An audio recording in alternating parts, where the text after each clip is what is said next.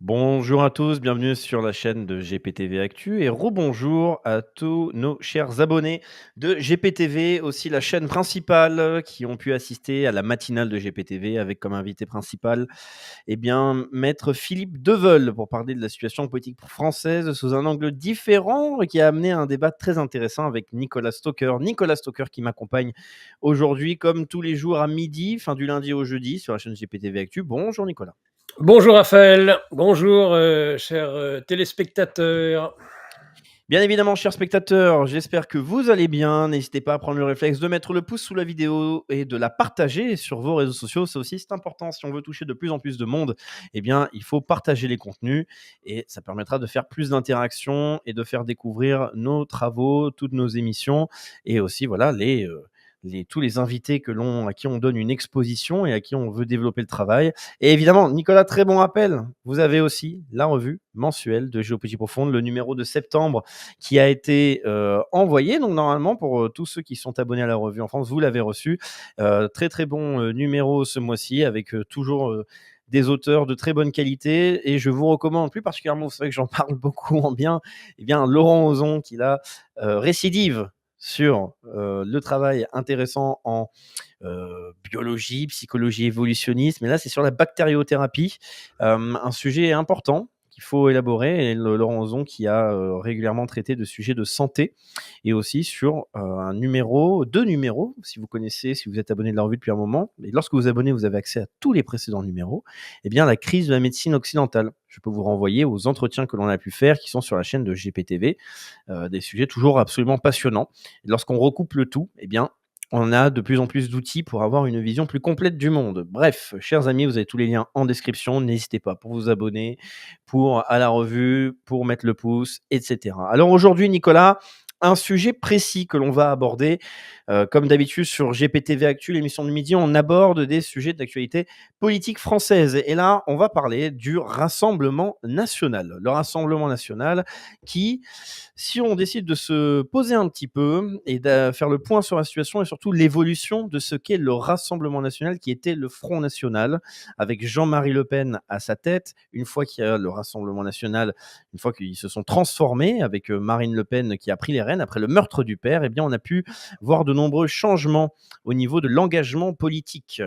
Un engagement politique qui pourtant était concentré de plus en plus sur des notions de souverainisme, de souveraineté. Ils ont tenté de modifier la communication politique et aussi une vision finalement avec cette position souverainiste. Souvenez-vous de Florian Philippot qui a rejoint le Rassemblement national, enfin le Front national en tout cas à l'époque, et ensuite le Rassemblement national, une dimension plus critique de l'Union européenne pour pouvoir permettre à la France de retrouver sa souveraineté, un sujet qui est fondamental. Avec la crise politique actuelle française, nous avons donc Michel Barnier qui est nommé Premier ministre. Michel Barnier qui a été accepté par le Rassemblement national suite à des rendez-vous privés. On a eu, encore une fois, on vous le répète, c'est important de connaître un petit peu plus les coulisses du pouvoir. Thierry Solaire qui avait organisé des rencontres entre Marine Le Pen et son entourage ainsi qu'Emmanuel Macron. Et donc un Michel Barnier qui pourtant est réputé pour être pro-européen, qui a été le négociateur du Brexit. Donc Nicolas, je pense que tu as beaucoup de choses à dire sur la position actuelle du Rassemblement national et notamment de son discours qui était normalement pro-souverainiste, anti-Union européenne, d'une certaine manière, en tout cas de l'entité européenne actuelle.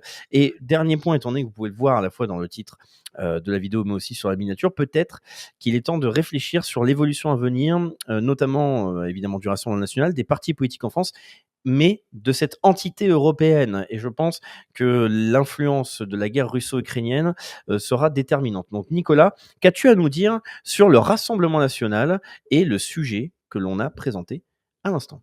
Alors, je lisais juste avant le début de ce live, j'étais très surpris, un article dans l'Express, alors Drahi, BFM, enfin toute la bande là, les meilleurs de l'information. Donc j'étais surpris où il dit un article où il reconnaissait tout de même une chose, c'est qu'on avait peut-être perdu un peu les lecteurs en cours de route depuis les élections législatives, puisqu'on leur avait dit bon, il faut faire barrage au Rassemblement national, et puis finalement c'est l'arbitre et c'est la caution de ce gouvernement, le Rassemblement national. Euh, Emmanuel Macron, qui considérait il y a encore quelques mois que le Rassemblement national n'était pas membre de l'arc républicain, eh bien, finalement, devient aujourd'hui la caution d'un gouvernement républicain. Vous allez voir que c'est drôle et donc il notait cette contradiction en disant: «À mon avis, les lecteurs de base et ou de bonne foi, tout du moins, et il y a encore des je ne sais pas s'il y a encore des hommes politiques de bonne foi, j'en doute. Par contre, des électeurs, et des Français de bonne foi, évidemment et heureusement, il y en a encore beaucoup». Et donc, voilà, mais on n'est pas à une contradiction près. Ça, c'est une contradiction. Il y a une contradiction dont on parle moins, parce que voilà, comment dire? Quand le Rassemblement national rend service, on est, beaucoup moins dur sur l'homme. Regardez, lorsqu'ils sont interviewés par, les chaînes d'infos en continu, par les médias en général, par TF1, hein, où on a vu et madame Le Pen et monsieur Bardella, se succéder aux 20h. Ils ont les honneurs du 20h, chose qu'ils n'avaient qu'une fois exceptionnellement de temps en temps. Et oui, là, ils sauvent Macron, ils rendent un fieffé service au dégoupilleur fou de Grenade qui était dans un bien beau pétrin et oh, divine surprise, c'est eux qui le sortent du pétrin. Alors évidemment, voilà, hein, c'est un petit peu comme tous ces gauchistes qui détestaient les flics et puis qui les encensent aujourd'hui, évidemment, puisqu'il n'y a plus que, au risque qu'ils se transforment en milices privées, qui leur sauvent leurs petites fesses, qui, sinon, à mon avis, seraient sur des sièges éjectables. S'il n'y avait pas la police pour les protéger, tous ces bonnes gens, et les médias aussi, parce que tout le monde a compris que c'était un complexe médiatico-politique, qu'il n'y avait pas que les politiques. On a vu un certain nombre de manifestations pendant les Gilets jaunes devant les grands organes de presse. Eh oui, eh oui, eh oui. Donc, ils savent tout ce qu'ils doivent à la police. Donc, même si c'est de la mauvaise herbe gauchiste, en tout cas dans sa jeunesse, hein, ils n'étaient pas très loin d'ACAB et de Crève la police ou à mort là où tout le monde déteste la police. Mais ils en étaient pas loin. Mais maintenant, évidemment, maintenant qu'ils sont dans l'inclusion et dans le système, évidemment, la police, ils aiment bien. Et ils aiment bien même maintenant le Rassemblement national. Ils sont beaucoup plus polis avec eux, ils leur parlent bien, ils leur posent surtout pas les questions qui pourraient déranger. Tiens, pour une fois qu'on aurait aimé qu'ils posent enfin des questions qui dérangent au Rassemblement national, là où parfois c'est complètement nul et gratuit. Ah bah là, tout d'un coup, poup, plus personne, plus aucune question qui dérange. Mais c'est formidable, on les a tous changés, ces braves gens. Donc, moi, je vais en poser les questions qui dérangent au Rassemblement national. Déjà, je vais rappeler, comme on aime bien les midis faire des petits historiques, rappeler euh, c'est pratique finalement que les Français, que les journalistes sans culture politique, qui interviewent les politiques, c'est pratique pour des politiques qui eux, ont parfois encore un peu de mémoire politique, s'ils sont capables encore de lire leurs notes, ce qui semble-t-il n'est même plus le cas de Monsieur Delogu, hein, qui s'est ridiculisé en commission des finances face à Nono Le Maire en butant sur tous les mots et en étant non seulement nul en français, mais en plus il est nul en maths. Lui, c'est zéro pointé, puisqu'il ne sait pas non plus faire une multiplication. Donc, ils ont beaucoup de gens ont perdu la mémoire. Mais moi, j'ai essayé de me remémorer un certain nombre de choses et de la succession au sein de ce qu'on appelait encore à l'époque le Front National. Et de qu'est-ce que c'était que le Front National de Jean-Marie Le Pen. Il y a des choses qu'on oublie. C'est-à-dire que Jean-Marie Le Pen, il n'était pas, c'était pas un fou furieux pro-européen, mais c'était pas un souverainiste. C'était pas un souverainiste. La garde des gens qu'on aime bien avoir sur GPTV, tel que Bruno Gollnisch, c'était son directeur de campagne, c'était le numéro 2 du Front National pendant des années. Il a été longtemps député européen. Euh, Malgré ses analyses souvent extraordinaires, on ne peut pas dire que ce soit un souverainiste pur jus. Du tout, Bruno Gollnisch. Et je dirais les gens qui étaient autour de Jean-Marie Le Pen, et Jean-Marie Le Pen lui-même, il fut un temps où ils étaient totalement réganiens même, donc très néolibéraux. Donc ça n'a rien à voir évidemment avec le virage qui était nécessaire, parce que finalement il a fallu qu'elle occupe un créneau. Quel était l'intérêt politique pour le Front National de se doter? Certes, c'était la fille du chef, la fille du menhir, mais quand même, quel était l'intérêt de se doter de Marine Le Pen alors qu'il y avait un numéro 2, un secrétaire général aussi, Karl Lang, des gens extrêmement sérieux qui suivaient exactement la ligne qui avait été celle de Jean-Marie Le Pen, qui ne manquait pas de charisme. Bruno Gollnisch ne manque pas de charisme.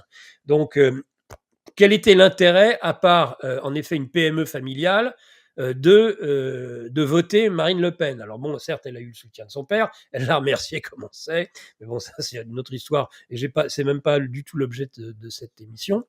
Par contre, elle a occupé un créneau, Marine Le Pen, d'entrée, et c'était un créneau vraiment très différent de celui de son père. Et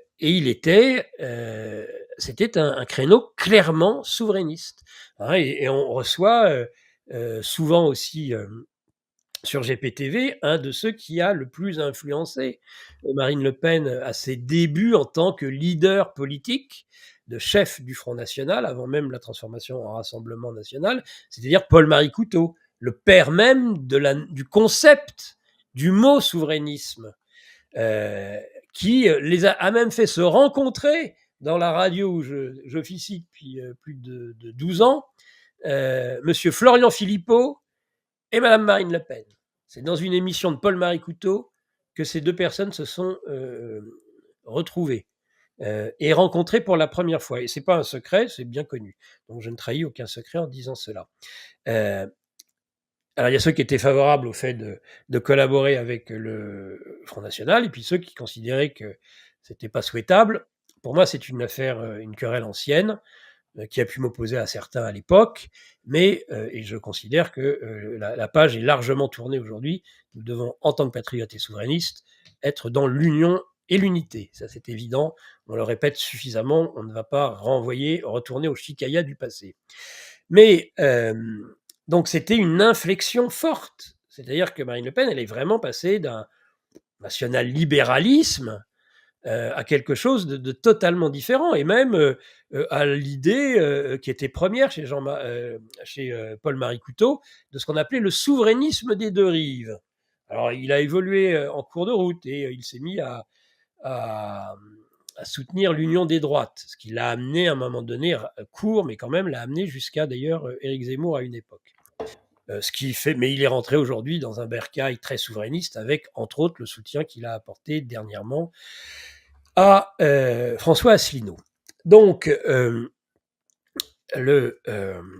voilà, donc on est sur une évolution importante qui est clairement, même en plus, on le dit, ni droite ni gauche. Alors en disant c'est la quintessence du gaullisme.